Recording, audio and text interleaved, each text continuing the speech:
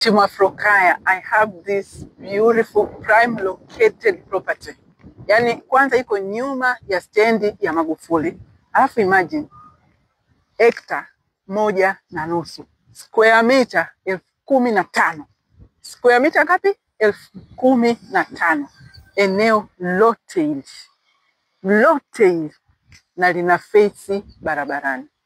Eneo hili liko sokoni kwa bei rahisi sana.